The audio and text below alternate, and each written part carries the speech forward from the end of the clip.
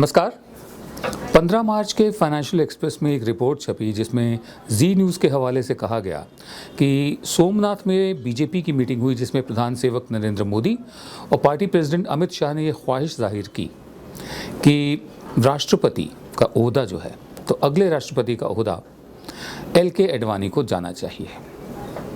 ये गुरुदक्षिणा होगी, गुरुदक्षिणा। राष्ट्रपति का ओहदा गुरुदक्षिणा। राष्ट्रपति वो होता है जो हमारे संविधान का रखवाला है। राष्ट्रपति वो होता है जो सर्वोच्च कमांडर है, तीनों सेनाओं का सुप्रीम कमांडर। राष्ट्रपति पूरे राष्ट्र का सरपरस्त है। और राष्ट्रपति का ओहदा गुरु दक्षिणा में, ये राष्ट्रपति का ओहदा है या रेवड़ियों का डिब्बा है जो गुरु दक्षिणा में दिया जाएगा? ये राष्ट्रपति का ओहदा है या आगरे की पेठे की मिठाई है जो गुरु दक्षिणा में दी जाएगी? ये राष्ट्रपति का ओहदा है या एकलव्य का अंगूठा है जिसे काट कर गुरु दक्षिणा में दिया जाएगा?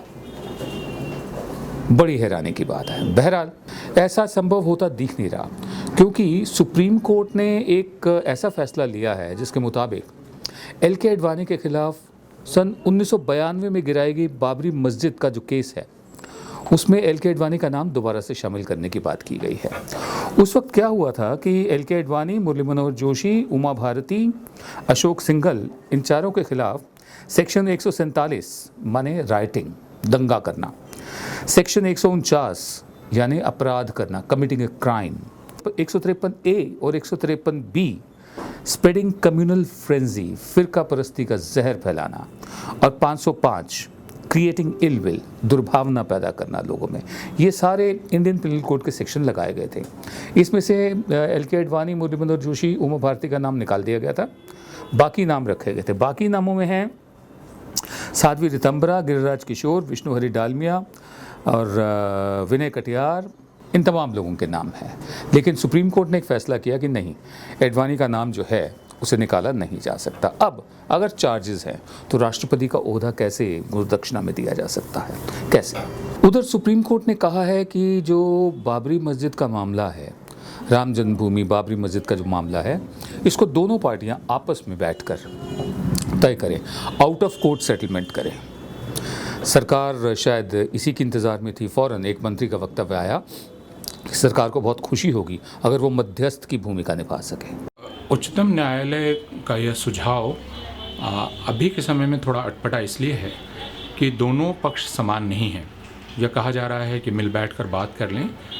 एक तो पक्ष सिर्फ दो नहीं है, पक्ष कई हैं, इसलिए कौन बात करने को तैयार होगा कौन नहीं, दोनों की सहमति चाहिए। दूसरे, समानता इसलिए नहीं है कि इस वक्त केंद्र में और राज्य में सरकार उनकी है जिन्होंने उसी जगह पर मंदिर बनाने का अभियान चलाया हुआ है। इसका मतलब यह है कि मुस्लिम पक्ष पर, अगर हम सुविधा के लिए हिंदू पक्ष और मुस्लिम पक्ष कहें, तो मुसलमान पक्ष पर एक ज़बरदस्त दबाव इस वक्त राज्य की उस ताकत का है जो ज़बरदस्ती की ताकत है, उसका ज़बरदस्त दबाव है। इसलिए समझौते की बातचीत बिना किसी दबाव के नहीं हो रही है।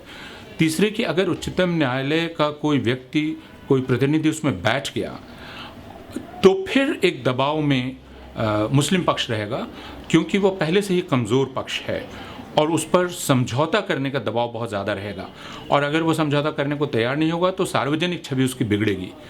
तो यह कुल मिलाकर यह पूरा सुझाव ही मुस्लिम पक्ष के खिलाफ जाता है और समझौते की किसी भी स्थिति की असंभाव्यता को नज़र में नहीं रखता है। यह बात ध्यान में रखना बहुत ही आवश्यक है। अब सवाल ये उठता है कि सन 92 का मामला अभी तक चलता आ रहा है, हमें कोई हैरानी नहीं हुई क्योंकि हमारे मामले लटकते ही रहते हैं, लंबे रहते हैं, उसमें तो VVIP इन्वॉल्व है। सरकार में जो रूलिंग पार्टी है वो खुद पार्टी है इस मामले की, तो वो मध्यस्थता कैसे कर सकती है? और सुप्रीम कोर्ट को अगर मध्यस्थता ही करनी थी, मीडिएट ही करना था, तो इतने साल खामोश क्यों बैठी रही? अपने आप में ये भी सवाल है। तीसरी बात, अगर मध्यस्थता होती है, आउट ऑफ कोर्ट सेटलमेंट होता है, तो उससे पहले ज़रूरी है कि इंसाफ हो। जो लोग बाबरी मस्जिद के विवादित ढांचे को गिराने के जिम्मेदार हैं, जो अपराधी हैं, जिन्होंने गुनाह किया है, जैसे कि सेक्शन बताते हैं जो मैंने आपको बताया, उनकी क्रिमिनैलिटी, उनका अपराध इस्टेब्लिश किया जाए, पहले उनको सज़ा हो, उसके बाद आउट ऑफ कोर्ट सेटलमेंट हो। इंसाफ इंसाफ तभी कहलाएगा। लेकिन क्या ऐसा मुमकिन है क्या सुप्रीम कोर्ट ऐसा करेगी? आप भी सोचिए, हम भी सोचते हैं, देखते हैं। अभी हाल ही में वर्ल्ड हैप्पीनेस रिपोर्ट जारी की गई।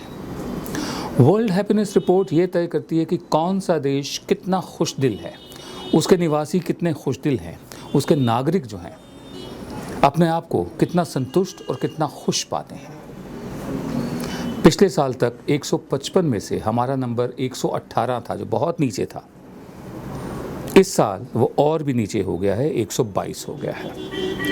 अब ये कैसे तय किया जाता है कि देश की खुशदिली या नागरिक की खुशदिली के आधार क्या हों, पैरामीटर्स क्या हों, बिंदु क्या हों? कुल मिलाकर जो बताए गए हैं वो ये 6 फैक्टर्स बताए गए हैं। एक तो ये है कि इनकम, आमदनी की गारंटी हो, अच्छी आमदनी हो, ठीक आमदनी हो, तो एक तो वो खुशी का आधार बनता है। समझ में आती है बात। दूसरा है हेल्थी लाइफ एक्सपेक्टेंसी, एक सेहतमंद ज़िंदगी की उम्मीद। ये भी अपने आप में बहुत रीज़नेबल बात है, कोई बहुत ज़्यादा तो नहीं मांगा जा रहा। लेकिन हमारे अस्पतालों की हालत देखिए, सरकारी जो पूरा तंत्र है हमारा सेहत का, उसकी हालत देखिए, वो यकीनन खुशी नहीं देता। बिल्कुल वैसे ही जैसे इनकम को लेकर नौकरियां नहीं बनाई गई हैं, नई नौकरियां क्रिएट नहीं हो रही हैं, बेरोज़गारों की एक बहुत बड़ी फौज हमारे यहाँ तैयार हो रही है, जो अपने आप में चिंता का विषय है। तो इनकम और एक लंबी उम्र की उम्मीद, लंबी सेहतमंद उम्र की उम्मीद, दोनों पैरामीटर्स पर हम 122वें नंबर पर हैं 155 में से। आगे बढ़ते हैं। Having someone to count in times of trouble, एक ऐसा सपोर्ट सिस्टम हो, सरकारी सपोर्ट सिस्टम हो कि अगर कोई मुसीबत आ गई है या कोई संकट है तो वो सिस्टम आपकी मदद करे। जैसे बहुत से विकासशील देशों में है, विकसित देशों में भी है कि वो सिस्टम मदद करता है। हमारे यहाँ ऐसा नहीं है। हमारे यहाँ तो सरकारी दफ्तर में भी अगर आप चले जाएं तो आपको हिकारत की निगाह से देखा जाता है। पुलिस नागरिक को शुरू से क्रिमिनल मानकर चलती है कि ज़रूर इसने कुछ ना कुछ गलत किया होगा। तो हम निर्भर रह पाएँ, हम डिपेंड कर पाएँ कि हाँ, हमारे यहाँ एक ऐसा सिस्टम है जो सिटीज़न फ्रेंडली है, जो नागरिक की बेहतरी चाहता है, वो हमारे यहाँ नहीं दिखता। तीसरा पैरामीटर ये है हैप्पीनेस का, खुशी का, खुशदिली का। चौथा है जेनरोसिटी, पांचवा है फ्रीडम और छठा है ट्रस्ट। जेनरोसिटी माने फराख दिली। मुझे याद है किसी ज़माने में जब श्रीमती इंदिरा गांधी होती थी प्रधानमंत्री, तो दूध की बोतल के लिए 2-2 घंटे 3-3 घंटे इंतज़ार करना पड़ता था। टेलीफोन के लिए 5 साल 6 साल 7 साल इंतज़ार करना पड़ता था। OYT, that is own your telephone, non OYT category, ठीक है। स्कूटर के लिए, 2 व्हीलर के लिए 5-5 6-6 साल इंतज़ार कीजिए।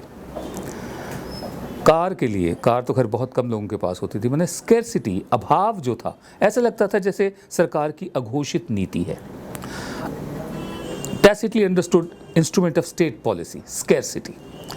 तो ये जो है जेनरोसिटी, इस वक्त ठीक है बाज़ारवाद चल रहा है, लेकिन आमदनियाँ ना होने की वजह से या कम होने की वजह से वो जेनरोसिटी, वो फराक दिली दिखती नहीं है कहीं पर भी, बल्कि अभाव ही दिखता है। अभाव, आधे अधूरे, एक नाटक था मोहन राकेश का लिखा हुआ है, अभी भी आधे अधूरे लोग जी रहे हैं ज़िंदगी। फ्रीडम एंड ट्रस्ट, अब हम कितने आज़ाद हैं और हम कितना विश्वास करें औरों पर, और कितना हम पर विश्वास करें। कुल मिलाकर सिर्फ ज़िंदा रहने की जद्दोजहद में ही लोगों की ज़िंदगी बीत रही है कि किस तरह 2 से 2 मिलाकर उसको 22 बनाया जाए और ज़िंदगी आगे जी जाए। तो ये सारे पैरामीटर्स हैं। मैं एक बार फिर दोहराता हूँ। इनकम यानी आमदनी, हेल्थी लाइफ एक्सपेक्टेंसी यानी एक सेहतमंद उम्र की उम्मीद, और एक ऐसा सपोर्ट सिस्टम जो मुसीबत के वक्त काम आ सके, जिस पर निर्भर किया जा सके। फराख दिली, जेनरोसिटी वो हो, आज़ादी और ट्रस्ट, आस्था, विश्वास। इन सारे पैरामीटर्स पर हम पाकिस्तान से भी पीछे हैं, इथियोपिया से भी पीछे हैं, सोमालिया से भी पीछे हैं।